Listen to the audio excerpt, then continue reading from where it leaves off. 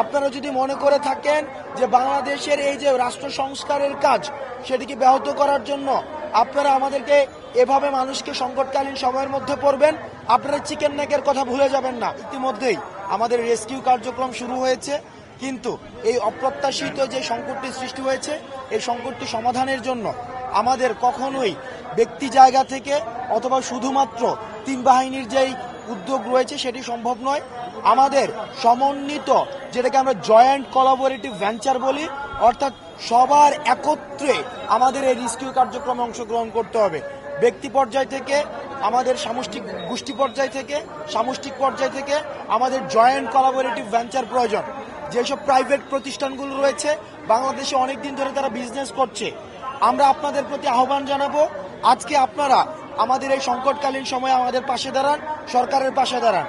কারণ আমরা দেখছি এই অন্তর্বর্তীকালীন সরকারটি নতুনভাবে গঠিত হয়েছে এবং এই সরকারটিকে আমরা আমাদের জায়গা থেকে, ব্যক্তি পর্যায় থেকে, প্রাইভেট পর্যায় থেকে এবং বিভিন্ন যে প্রতিষ্ঠানগুলো রয়েছে এই প্রতিষ্ঠান পর্যায় থেকে আমাদের এই সরকারকে সহায়তা করে আমাদের যেই আজকে দেখছি বিভিন্ন জায়গায় এবং কুমিল্লাতেও আমি বিভিন্ন এলাকা থেকে খবর আসছে সেই এলাকাগুলো প্লাবিত হচ্ছে।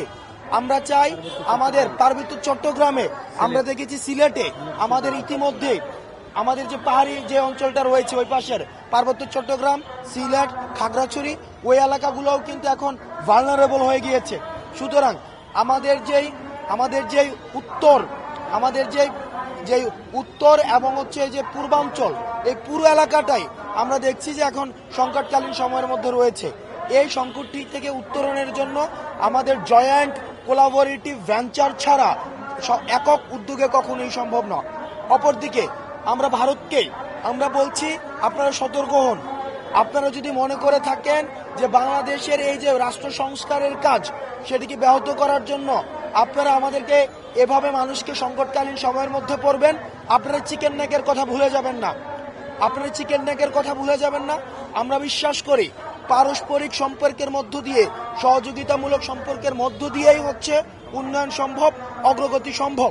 কিন্তু আপনারা আমাদেরকে যেভাবে ট্রিটমেন্ট দিবেন ঠিক একইভাবে আপনারাও ট্রিটমেন্টের পাওয়ার জন্য প্রস্তুত হন। আমাদের সাবেক স্বরাষ্ট্রমন্ত্রী বলেছিলেন যে পিঠ দেখানোর সময় শেষ হয়ে গিয়েছে, এখন আমাদের বুক দেখানোর সময় এসছে। সুতরাং আমাদের অসম যে সম্পর্কটি ছিল সে অসম সম্পর্ক বিগত সরকার শুধুমাত্র ক্ষমতায় টিকে থাকার জন্য করেছে। আমরা সমতার যে সম্পর্কটি, এই সমতার সম্পর্কটি আমরা প্রতিষ্ঠা করতে চাই। সুতরাং ভারতের বর্তমান আমাদের সাথে যে আচরণ করবে সেই আচরণ নির্ধারণ করবে ভারতের সাথে ভবিষ্যতে আমাদের কেমন আচরণ হবে। ভারতের প্রত্যেকটি আচরণ, বর্তমানের আচরণ আমাদের ভবিষ্যতের ভারত বাংলাদেশের আচরণ নির্ধারণ করবে। সেই জায়গা থেকে আমরা ভারতকে বলতে চাই, আপনারা সহযোগিতামূলক সম্পর্ক রাখুন, প্রতিবেশী সুলভ সম্পর্ক রাখুন এবং আপনারা যদি আমাদেরকে এভাবে সংকটকালীন সময়ের মধ্যে আপনারা ইচ্ছাকৃতভাবে ঠেলে ফেলে দেন, সেটির প্রতি উত্তর বা সেটির যে পাল্টা ব্যবস্থা সেটিও কিন্তু বাংলাদেশ গ্রহণ করবে। এবং আমি সর্বশেষ আহ্বান জানাবো, আমাদের জয়েন্ট কোলাবোরেটিভ ভেঞ্চারের সর্বাধিক যে গুরুত্বপূর্ণ জায়গাটি সেটি হচ্ছে